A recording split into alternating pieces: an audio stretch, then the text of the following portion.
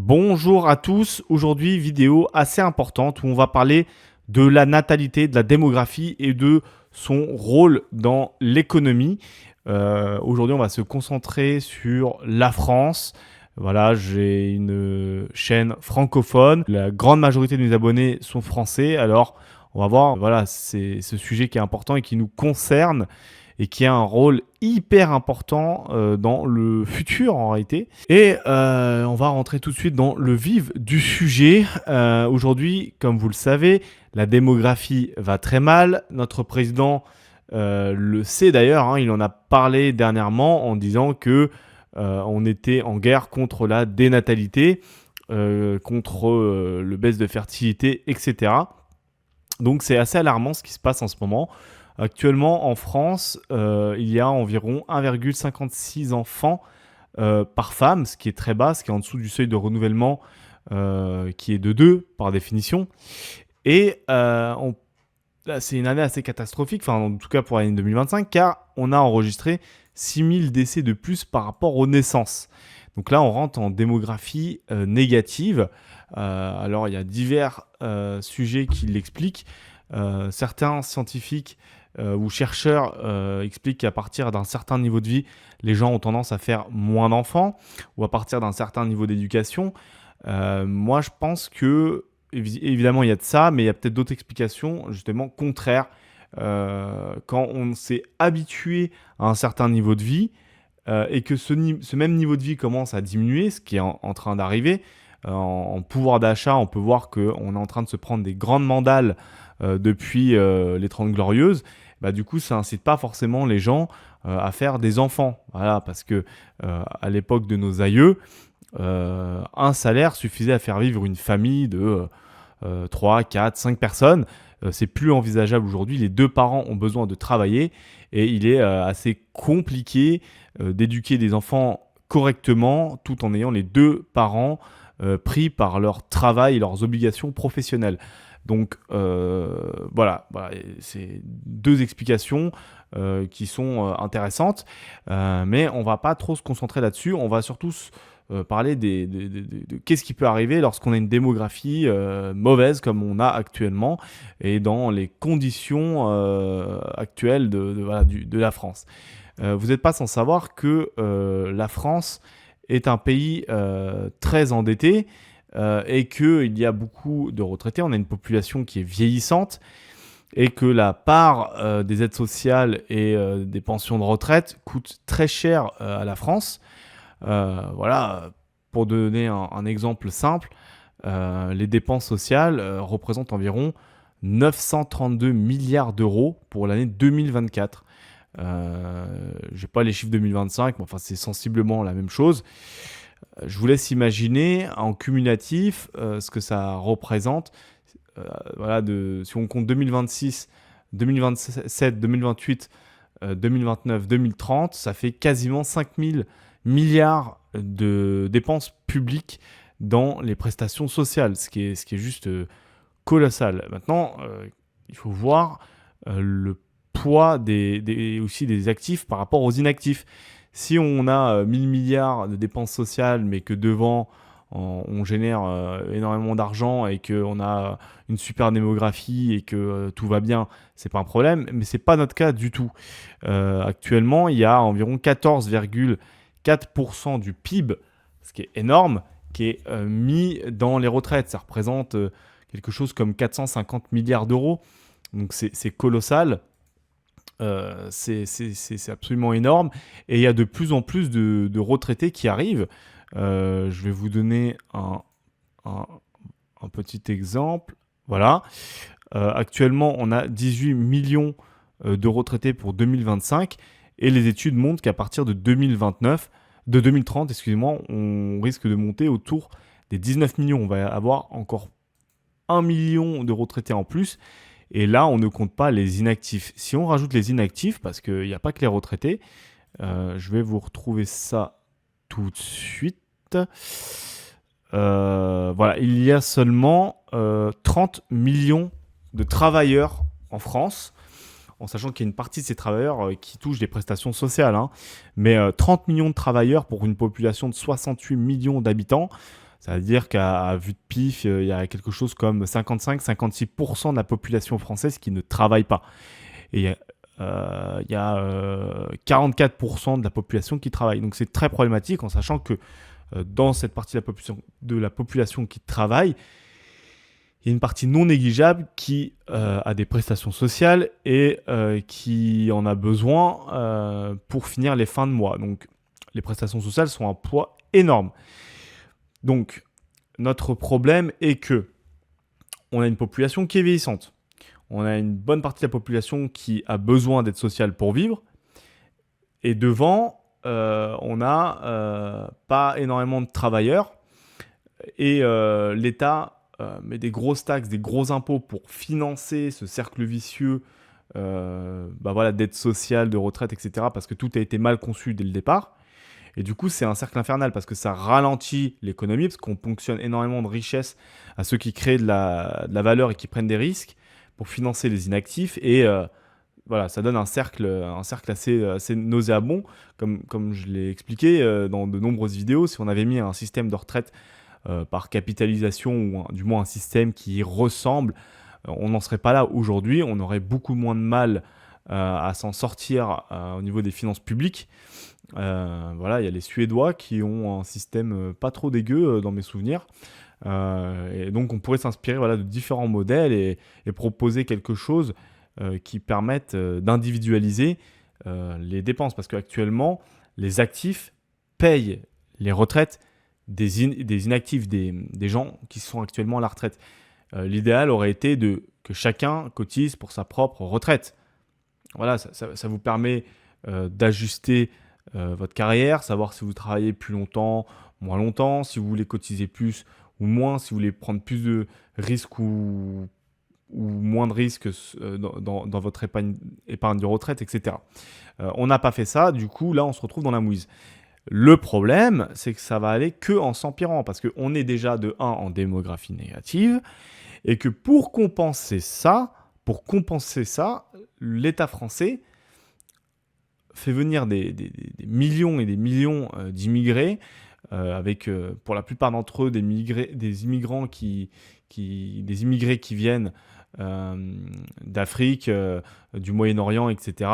et qui n'ont pas forcément les mêmes qualifications que nous et qui ne créent pas forcément énormément de richesses. Alors, je vais me baser sur une étude danoise. Alors, je suis désolé, c'est assez polémique, mais les faits sont les faits. Donc, je vous ressors ça. Donnez-moi un instant. Voilà. Donc, ça, c'est une étude danoise qui montre la part de contribution sur les finances publiques de la population danoise. Donc, les MENAP, c'est la population immigrée non européenne, on va dire, enfin extra-européenne, notamment Afrique, Moyen-Orient, Asie mineure, etc. On peut voir que toute leur carrière, ils ont une contribution qui est négative, même au sommet de leur carrière, à leur âge d'or, ils sont en contribution négative, c'est-à-dire qu'ils coûtent plus à l'État que ce qu'ils ne rapportent. Les immigrés, donc les Western immigrants, donc les Français, les Hollandais, les Allemands, etc., ont une contribution positive. Les immigrés, donc Other non-Western immigrants, donc c'est les immigrés qui ne viennent pas forcément d'Europe de l'Ouest, donc ça peut être des gens d'Europe de l'Est, etc., sont positifs, légèrement positifs durant leur vie, et les Danois sont très largement positifs. Voilà, donc on peut recalquer ce même schéma sur la France, en sachant que notre immigration est majoritairement composée d'immigrés qui viennent du coup de ces fameux MENAP. Donc on peut facilement imaginer que la contribution de la plupart des immigrés est négative.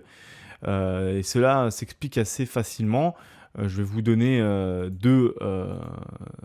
trois documents. Alors la carte qui fait polémique, mais qui est réelle, hein. Je veux dire, c'est la carte des QI. Donc le QI, c'est assez important pour entreprendre, etc.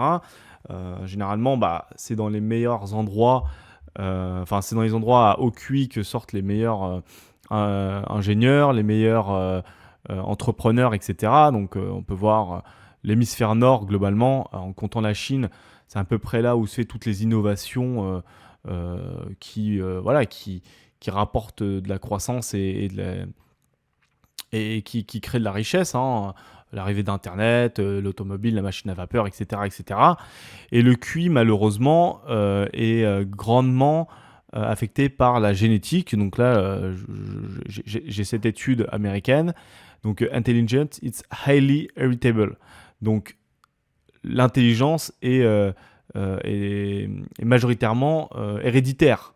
Donc, le problème, c'est que on fait venir énormément, entre guillemets, de bac -5. Et en plus de ça, on exporte beaucoup de bac +5. Et c'est là où est le vrai problème. De plus, donc, le gros des immigrés qui viennent en France viennent de pays où le QI moyen est quand même assez faible et où l'éducation est aussi assez faible par rapport à l'éducation qu'on peut avoir en Europe de l'Ouest. Donc là, c'est une carte qui montre le taux de scolarisation au niveau secondaire. Donc on peut voir que c'est assez chaotique, hein, pour le gros des personnes qui viennent immigrer chez nous. Donc ça aide pas. Voilà, ça aide pas à entreprendre, ça aide pas à innover, ça aide pas à créer de la richesse. Euh, et encore une fois, quand je vous disais qu'on exporte des bacs +4 et qu'on importe des bacs -4, je vais vous donner cette étude qui montre que 67% des expatriés français sont au minima titulaires d'un bac +4. C'est énorme, c'est-à-dire que avec les niveaux de taxation et l'insécurité grandissante en France, il y a énormément de gens qualifiés qui s'expatrient dans d'autres pays, Belgique, États-Unis, etc. Et du coup, c'est une perte sèche pour la France. C'est une perte qui coûte environ 9 milliards et des brouettes chaque année. Et donc là, on va vers une vraie catastrophe. S'ajoute à ça la fuite des millionnaires. La France perd environ 800 millionnaires chaque année. Donc des gens qui créent de l'emploi, qui créent de la richesse dans le pays et qui ont des hauts niveaux de contribution fiscale et qui en plus dépensent forcément plus que la population moyenne. Et donc c'est assez catastrophique. Et si on met tout ça bout à bout, niveau démographique, c'est assez horrible. Et je rebondis sur ce que je vous ai montré tout à l'heure. Non, c'était au tout début. Voilà, on a environ 1,56 enfants par femme, en sachant que l'étude comprend les femmes françaises autochtones et les femmes d'origine immigrée, notamment des pays qui viennent des MENAPT. Donc, vous doutez bien, les femmes autochtones, en réalité, sont probablement en dessous de ce niveau-là. Donc, on va arriver sur quelque chose d'assez catastrophique, c'est que le potentiel, on va dire le potentiel humain capable d'entreprendre et de créer de la richesse est en train de disparaître petit à petit. C'est pas une théorie du complot, c'est juste des maths, hein, c'est pas plus que ça. Donc sont en train de disparaître ou de s'expatrier tout simplement et de contribuer fiscalement dans d'autres pays, pendant que du coup d'autres personnes avec des contributions fiscales négatives viennent chez nous par paquets de centaines de milliers chaque année et qui font des enfants, etc. Donc là on arrive sur j'ai envie de vous dire, on arrive sur une catastrophe économique, en sachant que on est très endetté, qu'on a beaucoup de charges sociales, beaucoup d'impôts, et donc ça risque fortement d'augmenter pour pouvoir assumer le nombre d'inactifs croissant. Parce que, à mon avis, c'est pas à mon avis, mais ça va augmenter avec le nombre de retraités qui sont en augmentation. Et donc là, on va droit à la catastrophe. C'est pour ça qu'il faut relancer la natalité en France et qu'il faut, selon moi, absolument arrêter l'immigration. Et ce qui va faire d'autant plus mal, c'est l'arrivée de l'IA, de la robotisation en masse, qui va faire énormément de mal parce qu'il y a beaucoup de postes qui vont être supprimés, hein. Je veux dire, même des petits postes auxquels on ne pense pas, comme, je sais pas, chauffeur Uber, chauffeur de taxi. Je pense pas que ce soit des postes, voilà, des travails qui ont un grand avenir dans le futur parce que bah, on va avoir les voitures automatisées. Et je peux vous assurer que dans 5 ans, 10 ans, 15 ans, ou que sais-je, vous pourrez commander votre Uber et il n'y aura pas de chauffeur, ce sera une IA qui conduira votre voiture. Et ça sera le cas dans énormément de domaines, dans, dans l'industrie, etc., qui embauche encore quand même quelques personnes, en agriculture et dans plein d'autres domaines. Tout ce qui va être automatisable par l'IA, bah, évidemment, le patronat va pas s'embêter et va le remplacer par l'IA pour la simple et bonne raison que ça coûte moins cher, hein. Au moins, vous n'avez pas besoin de payer un salarié et vous n'avez pas les emmerdes administratives et toutes les charges et tout à payer. Donc, c'est un avantage énorme pour le patronat et c'est ce qui risque d'arriver. Donc, c'est-à-dire qu'il y a une très grosse partie de la population française et immigrée d'ailleurs qui va vivre avec plus de minima sociaux et plus d'aides sociales. Donc, qui auront un coût encore plus important dans la société. Et de ce fait, les cotisations sociales risquent d'augmenter. Et du coup, le patronat risque de délocaliser, les millionnaires risquent de partir, les gens qualifiés risquent de partir. Et donc, les recettes de l'État vont diminuer et la part des dépenses risque d'augmenter. Donc là, on va droit à la catastrophe. Il faut, je pense, absolument relancer la démographie autochtone, locale, sinon on va droit dans le mur. Et je pense qu'il est également très important de stopper l'immigration des MENAPT et de cibler, de choisir notre immigration et de privilégier une immigration venant de l'hémisphère nord, de gens qualifiés à haut QI, dans l'idéal, entreprenants, etc.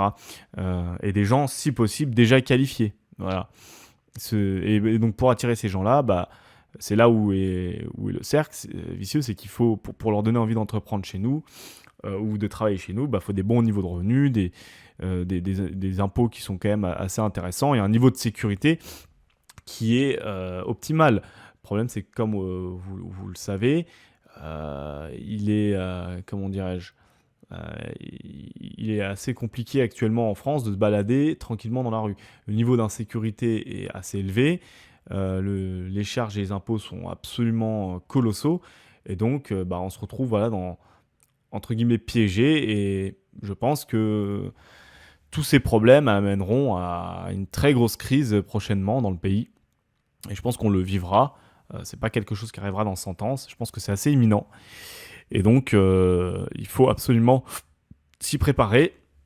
À mon avis, il y a des mesures assez radicales qui vont être prises, notamment sur les retraites. Je pense qu'on va soit passer brutalement en système de retraite par capitalisation, soit on va changer tout doucement de système. Mais vous imaginez bien que les MENAPT et tous les travailleurs étrangers qui viennent en France n'ont pas forcément envie de se faire exploser niveau charge pour rembourser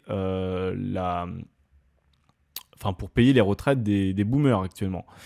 Vous doutez bien qu'ils risquent de faire pression, et pas que eux, hein, tous les immigrés de manière générale, risquent de faire pression parce que c'est pas leurs aïeux, c'est pas leurs ancêtres à eux, donc ils n'ont aucune raison morale, on va dire, de payer, d'accepter de payer des charges aussi énormes. Et donc, à mon avis, ça risque de faire assez mal à ce niveau-là. D'où l'utilité d'épargner, de se constituer une épargne tout de suite, de prendre le taureau par les cornes et de commencer à construire sa retraite. Parce que sans ça, encore une fois, je vous le dis, je l'ai déjà dit 1000 fois, vous allez vous faire tondre par l'État et vous aurez un bras devant, un bras derrière et vous ferez la manche, quoi, parce que c'est ce qui va arriver. Il faut absolument épargner, investir, ne pas avoir peur d'aller sur le marché, se former. C'est hyper important et sans ça, bah, l'addition sera extrêmement salée. Après, l'expatriation peut être aussi envisageable. Je dirais que, bon, si vous avez la capacité de vous expatriez parce que voilà, vous avez des opportunités, vous êtes autonome financièrement, etc. Bah, malheureusement, c'est un moindre mal d'un point de vue individuel. Donc, il faut le faire, je pense. Moi, c'est ce que je ferais à titre personnel. Donc voilà. N'oubliez pas de laisser un petit pouce bleu, ça aide énormément la chaîne, de lâcher un commentaire, de me dire ce que vous en pensez. Et puis surtout, n'hésitez pas à partager les vidéos avec des gens qui seraient susceptibles de l'apprécier. Voilà, merci à vous, excellente journée.